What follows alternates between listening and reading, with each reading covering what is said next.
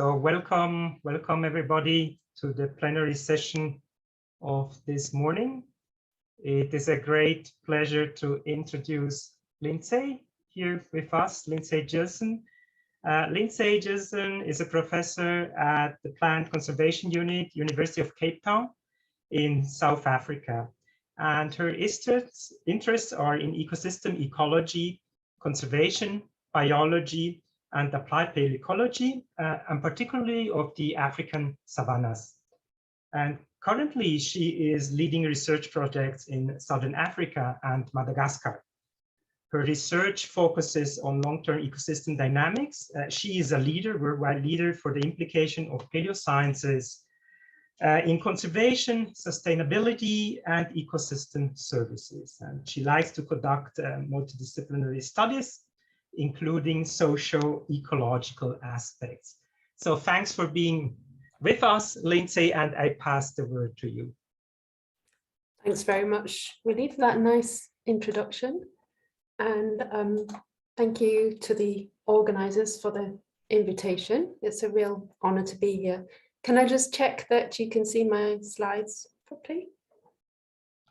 Yes, we can. Thank you. Okay, thank you so much. So as we know, Africa holds critical and unique biodiversity. A lot of the continent is covered by savannas, grasslands, Afro-temperate forests and deserts. And it also has some mega diverse ecosystems such as feignboss tropical forest and succulent karoo. It's the only continent on the planet with a practically intact megafauna. And in addition to this, a large proportion of the land area has fire-adapted ecosystems such as grasslands, savannas and feignboss. In addition to this biological complexity, the continent also has a long history of human management of landscapes. And in the present day, a large proportion of the population is rural, so directly depends on ecosystem services. So this is the context in which biodiversity conservation is taking place today. And in this talk, I'm going to argue that paleoecology can contribute to an integrated understanding of landscape change and in turn inform the conservation of these complex social ecological systems.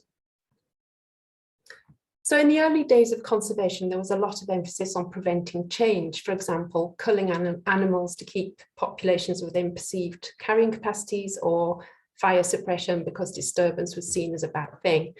But in the late 20th century, ecological paradigms shifted and ecologists and conservationists recognized that change rather than balance was the norm and that people are part of ecosystems. So this raised a lot of interesting questions for conservation. So if we know variability is normal, how do we know how much variable is too much and when might we hit critical thresholds? In other words, how resilient are ecosystem processes to things like climate change and disturbance? We also need to think about how to integrate the biocultural heritage of landscapes and think about present day needs. In other words, which ecosystem services people value most. In a case where multiple landscape states are possible, which one is the right one? So people have choices to make about how they manage landscapes and push them or prevent changes between alternate stable states. So paleoecologists can contribute to these debates as part of a transdisciplinary approach that blends our long-term data with social ecological information. And we also, of course, need to think about adaptation to the future. The past is an imperfect analogue for the future, so we need to look ahead as well. So why do we need long-term data? Using data from only the present and the most recent decades is likely to give a very skewed and atypical picture of ecosystem dynamics. And yet most of the parks and protected areas in Africa were founded in the mid-20th century, which is a very atypical period in the continent's history, which is nevertheless often used as some kind of baseline. So why is that a problem? Well, many landscapes were managed for centuries or millennia, for example, through pastoralism or fire management, and this was disrupted in the colonial era when landscapes were drastically transformed. So if you think about the last few hundred years, we've had the impact of the ivory trade, which depleted elephant populations, another megafauna. We had the introduction of rinderpest, which hit herbivore populations hard. I've already mentioned fire suppression. And there was also a lot of effort in some areas to eradicate carnivores, which were considered pests. So despite all of this change, in conservation, we're only usually working with a few decades of very unusual data. So thinking in the longer term, what sort of timescales might we find useful? Well, at least since the 1950s, known as the Great Acceleration, land use has intensified greatly. So the data we have from satellite imagery, for example, only covers this very intense period of use. If we look back before the 19th century, we can think about how the intensification of agriculture, the loss of megafauna and fire suppression might have all affected landscapes. So to look beyond these kind of colonial impacts, we need to look at least 500 years in sub-Saharan Africa. We also might like to think about what happened to ecosystems and social ecological systems in past warmer periods. So we might think, roughly 1,000 years ago in the medieval climate anomaly, or 6,000 years ago or so during the mid-Holocene altithermal. And then in Southern Africa, at least, the arrival of pastoralists could have also had a big effect on landscapes. So these are some of the timescales that would be useful and interesting to conservationists. And my message here is that choosing only one snapshot in time is going to be a problem because ecosystems are dynamic and complex.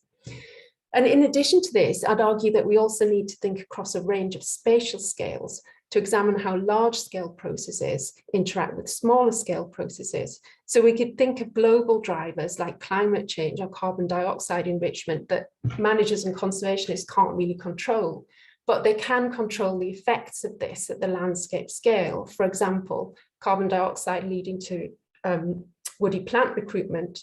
You can't control carbon dioxide, but you can increase burning and herbivory, for example. So we also need to think across a range of spatial scales as well. So at the landscape scale, I think paleoecology has some important contributions to make.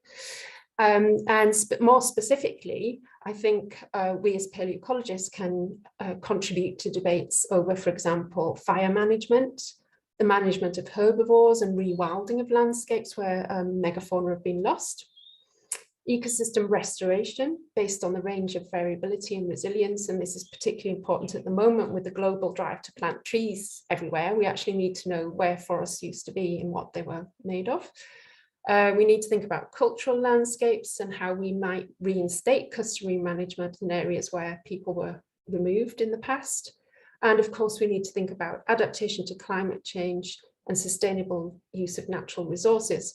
So to do this, we need to look ahead as well. So the diagram on the right shows our past, present, future perspective, which shows how these range of long-term data sets can contribute to understanding not only how we understand present landscapes, but how we might think about future changes under different economic, social, and ecological scenarios. So as well as this long-term perspective, I'm also arguing here for a multi-proxy approach. So obviously fossil pollen is very important in reconstructing land cover change, but we can't really use pollen as a climate proxy as well, because then you get into a circular reasoning. So we also need an independent climate proxy, which can be things like isotopes or diatoms. And then if we're looking at land cover change, in order for this to be useful, we need to think about the processes that drive that change. So that means reconstructing things like fire and herbivory as well, using other proxies. And all of this is complemented by other strands of research, including historical documents and repeat photographs, archaeological records. And in addition, we can blend this with current stakeholder knowledge of how they remember landscape change, how they use resources, and local ecological knowledge. So our work, I think, can contribute to a nuanced understanding of landscape history and the feedbacks in complex social ecological systems, which can help in making good conservation decisions. So I'm going to illustrate this with a case study from Bobwata National Park in Namibia. This was a project initiated by Glynis Humphrey, who wanted to look at change on decadal scales and stakeholder use of fire. And then we extended the timescale, adding in some paleo dimensions. So there's a whole team of people who became involved in this project. I'm just mentioning them all here and acknowledging all the hard work that went on to bring this together. So Borbata National Park is in northeast Namibia.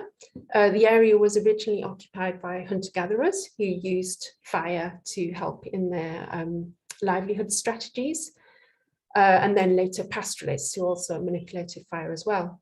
But from 1888, the colonial government instigated a fire suppression policy, and this continued beyond independence and actually only changed in 2006 when there was a change to an early season burning policy. So in addition to this sort of complicated landscape history, we also know that in recent decades, woody plants have been thickening in the park, and whether you think that's good or bad might depend on the history of the landscape. So we developed some research questions around 3 different timescales: the present, the recent past, and the longer term, using stakeholder interviews, satellite imagery, and repeat photographs, and then paleoecology, so that we can compare the recent changes with the longer term. And then a really interesting thing about Borbata is it has both strictly protected areas, which are only lightly used for conservation and tourism, and then also multiple use areas that's in the red circle, where people can carry out livelihood strategies like pastoralism and growing crops, for example. So this gave us the chance to look not only back through time, but also spatially about how different land uses affected woody vegetation cover and fire. So these are the sort of timescales that we tried to look at in this project. So you can think of fire on monthly or seasonal scales, where we look at rainfall and biomass. You can think of longer term scales like variability and ENSO, for example, and then a meta fire regime determined by overall rainfall, because that determines grass biomass. And then you can think about how people can manipulate that fire regime on different timescales. So how can this multi-proxy approach provide evidence of recent changes in woody cover, and can we use that to inform fire management going forward?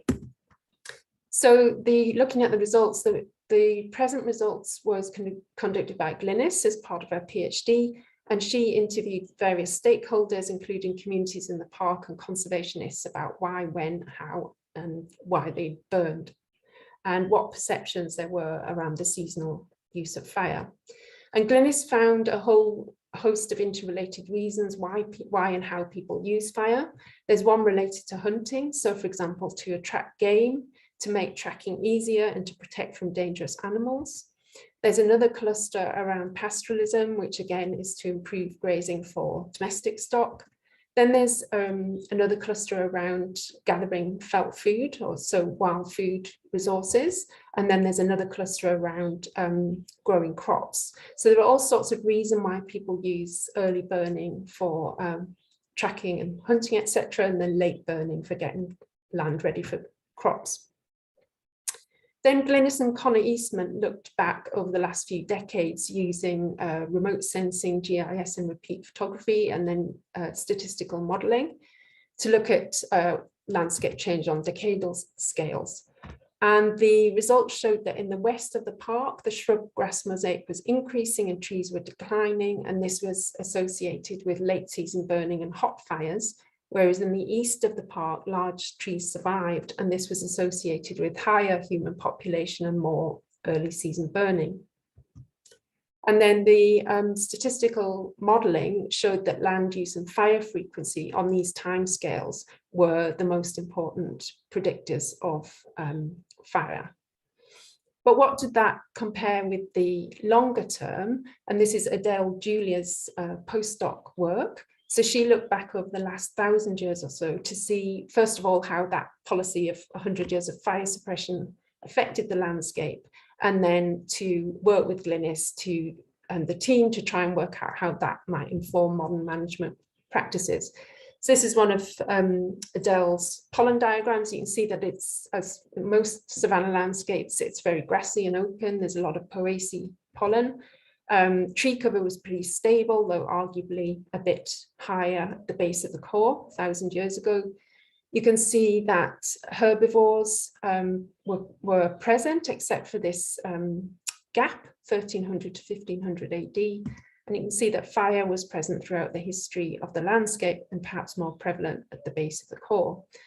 The other pollen diagram from the east of the park was remarkably similar, so I'll just skip through it. Open landscapes, pretty stable woody cover, present but variable herbivore presence, and then fire throughout the record, possibly increasing after the arrival of pastoralists. And then Adele compared this with an independent climate proxy and suggests that the lower Poaceae at the base of the core was possibly linked to a wetter period, whereas later on there was less of a clear link with climate, and that's to do with the arrival of pastoralists. So if we put all this together, we couldn't actually see any evidence of 100 years of fire suppression policy. So it suggests that this policy didn't work, either because fires happened anyway or people burned anyway. There was possibly a bit of an increase in fire with the arrival of pastoralists, but vegetation was pretty stable. There was a slight increase with rainfall, possibly 1,000 years ago in tree cover, and that goes well with work from Kruger National Park. So this graph, I'm not sure if you can see the detail, but it basically shows a linear relationship between area burned and preceding rainfall, regardless of what fire policy was in place. So it didn't matter if managers were trying to suppress fire, if they were trying to do controlled burning, it didn't matter. The relationship persisted. Then looking at the recent past, the remote sensing work showed that bush encroachment is occurring and is mainly attributed to land use, as well as some of the effect of fire seasonality and possibly rising CO2. The change in the fire suppression policy to early season burning didn't seem to have any effect, but we can see this interaction between fire frequency and rainfall to predict woody cover change. And then what we saw by looking at the current stakeholder perspective was this nice convergence between what conservationists wanted and what communities wanted, because they're both interested in early season burning. Both groups of people perceive it to be beneficial for ecosystem services and biodiversity conservation, which is a really nice kind of convergence of these different knowledge streams.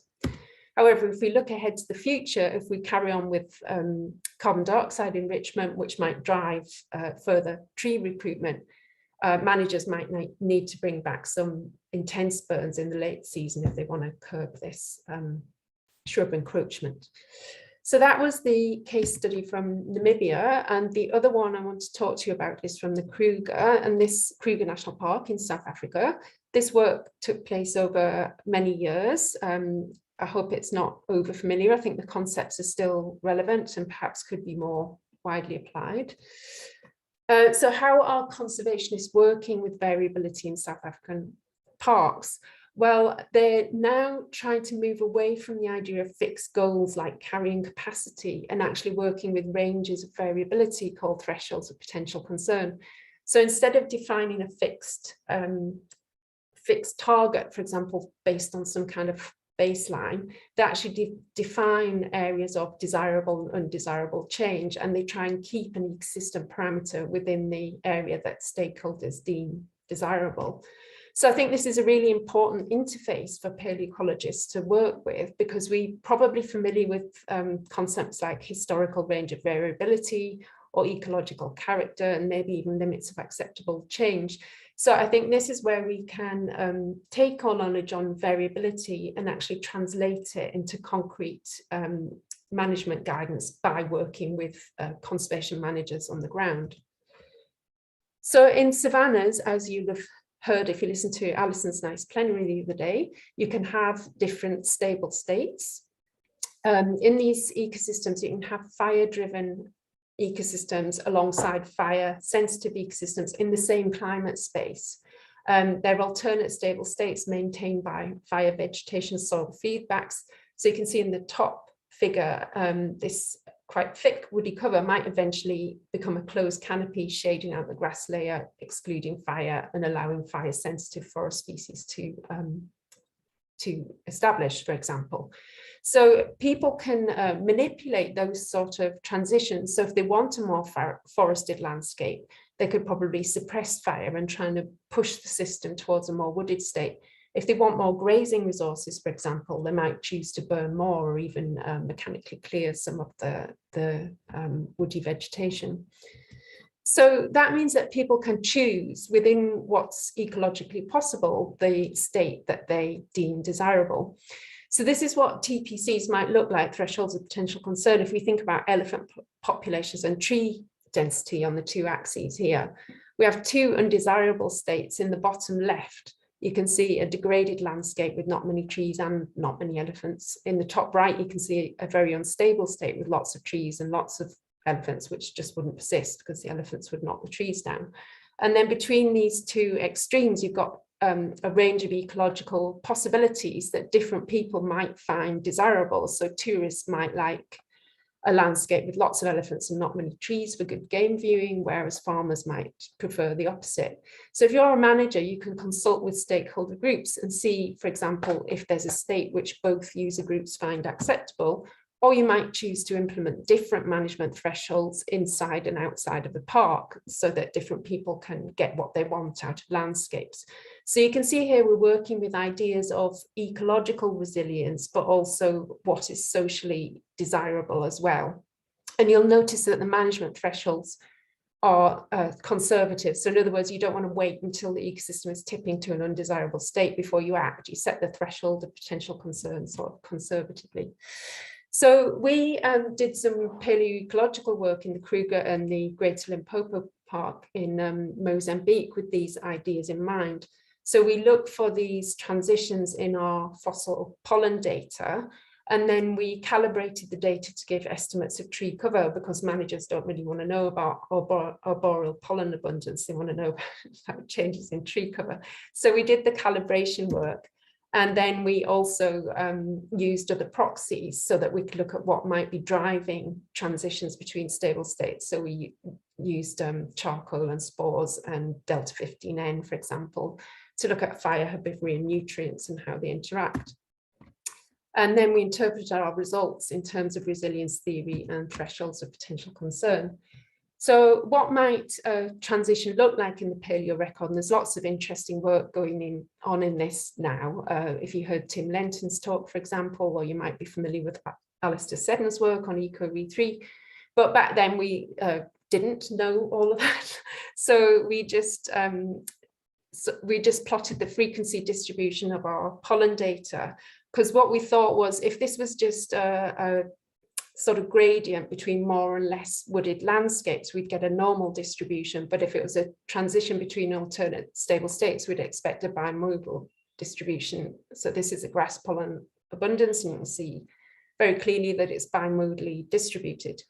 So based on that, we started developing conceptual models that might explain these transitions between alternate stable states. So we're now using diagrams that ecologists and managers can actually relate to. So we're several steps down the line from a pollen diagram and using ecological concepts that can be relatable for managers. So this is what we did for one of the sites, Malala Panga, where we saw a clear transition between a grazing lawn and a wooded savanna. But then we looked at many other sites. I think there were 10 in total, and many thanks to Annelie Ekblom for all the hard work in counting pollen. So then what we did was we pooled all of these sites together and identified 4 different what we think are stable states in the vegetation. So a water scarce grassland where trees can't establish because it's too dry, a grazing lawn where trees could establish but it's maintained by herbivores and competition for nitrogen, then a fire-maintained semi-arid savanna, and then forested landscapes, for example, along rivers where grasses are shaded out and there's not enough biomass to support fire. So then working with that, which was basically based on our paleo records, we then tried to make this into the same sort of diagram that managers use when they're developing thresholds of potential concern. So you can see here are 4 different vegetation states, and we've tried to map these onto ecological thresholds and management thresholds. So if we go back now, so this is water availability versus tree density. So if we go back now to our diagram, you can see that if managers and stakeholders don't want some of these transitions, so they don't want a more wooded landscape, They could perhaps try and prevent tree recruitment by increased fire, or maybe allowing the herbivore population to increase, and vice versa. If they want to promote the presence of grazing lawns in the landscape because of tourism or biodiversity reasons, they might do the opposite. So in other words, the transitions are ecological, but stakeholders get to decide whether they're good or bad, and plan management that either facilitates or prevents these transitions. So some take-home messages from these two case studies. The perceptions we have of landscape change are influenced by the timescales of observation. So you can see on the diagram on the right, the same increase in woody plant density might be perceived differently depending on the history of the landscape. So is it a recovery from past woody plant clearance? Is it an unprecedented increase due to, for example, carbon dioxide enrichment? And the management response would be different. But a lot of the time, managers are working without that information. So I think this is a really where we as paleoecologists could be really useful. I think our long-term data is essential in providing this a context, so the history of the landscape, and even more so if we can interpret it in terms of resilience as well. If we understand the processes that drive transitions between stable states, for example, alongside stakeholder preferences, we can really assist in planning appropriate management responses. And in addition, if we've got this process-based understanding and we have an idea of how scenarios of climate and land use might change in the future, we might be able to help stakeholders think through different possible future scenarios, depending on what climate conditions will prevail and also what people want out of landscapes. So finally, just to finish off, I would like to just suggest some ways forward.